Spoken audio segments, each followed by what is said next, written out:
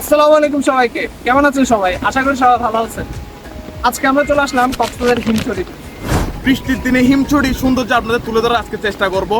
আর সদর থেকে 12 কিলোমিটার দূরে হিমছড়িতে 300 ফিট উচ্চতায় যদি 300টা সিঁড়ি পার করে যদি আপনারা উঠতে পারেন তাহলে হিমছড়ি আপনাদের জন্য খুবই সুন্দর। ঢুকতে আমাদের টিকিট নিচ্ছে আপনার 40 টাকা করে, দুইজন থেকে নিচে 80 টাকা। এরপর যখন আমরা এন্ট্রি করলাম ওখানে কিছু দোকানপাট দেখলাম, ঝিনুক, আচার, এরকম কিছু। আর একটু সামনে গেলে আপনার পরে হিমছড়ি ঝর্ণা। সামনে এখন ঝর্ণা, চলেন দেখে আসি ঝর্ণাটা।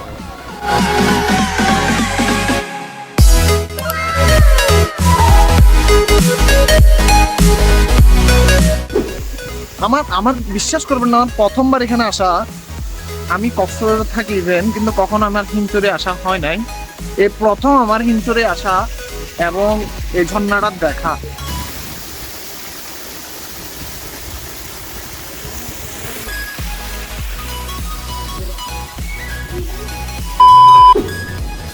আপনারা তো হিমছড়ি অনেকবারই আসছেন, কিন্তু কখনো কি শুনছেন এটার উচ্চতা 300 ফিট এবং এটাতে 300টা সিঁড়ি আছে।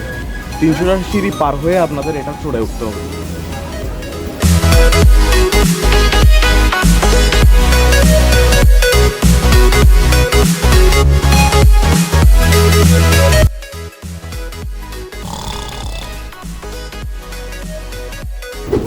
এখন 100টাও সিঁড়ি পার করলাম না, আর উনি দেখতেছি কাইতে হয়ে পড়ে আছে। চলে আরও করতে হবে।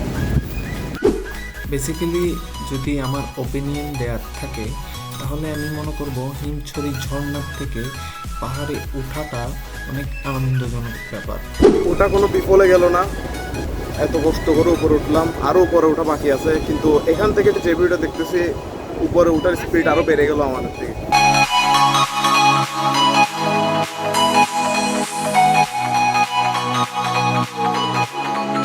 হিমছড়ির এক কর্নারে পাহাড়ের সৌন্দর্য কিছুটা অনেক সুন্দর। আপনারা যদি চোখে দেখেন এই বৃষ্টির মধ্যে, আশা করি আপনাদের খারাপ লাগবে না। কিন্তু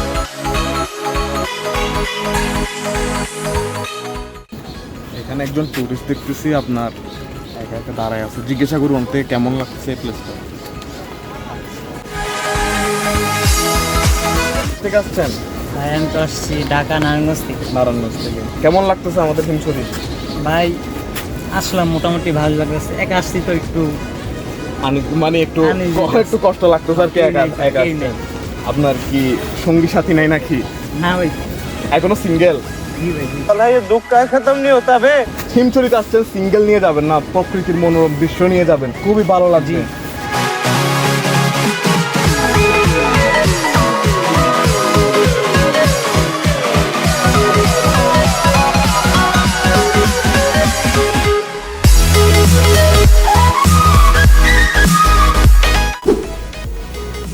পাহাড়ের চূড়ায় উঠলে মনে হয় জীবনটা অনেক সুন্দর।